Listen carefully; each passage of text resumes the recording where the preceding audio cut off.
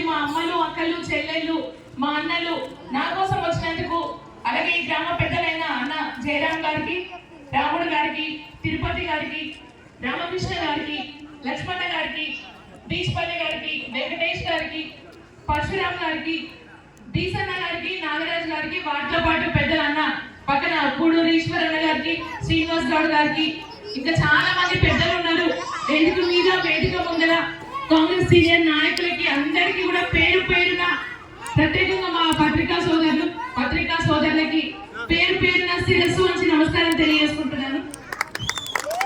ఒకసారి అవకాశం వచ్చింది, ఒకసారి గట్టుగా ఈసీనే కాకుండా ఒక మహిళని, ఆడపిల్లల కష్టాలు ఆడపిల్లకే తెలుస్తాయి.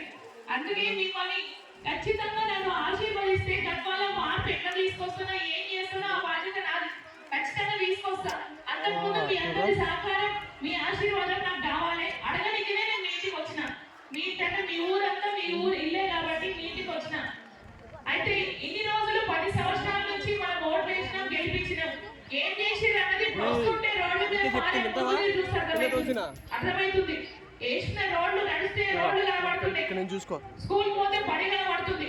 అభివృద్ధి ఎక్కడ జరిగిందో ఈరోజు మన కళ్ళ కట్టినట్టు అనిపిస్తుంది. ఎక్కడ అభివృద్ధి కాలేదు. అభివృద్ధి పిల్లలు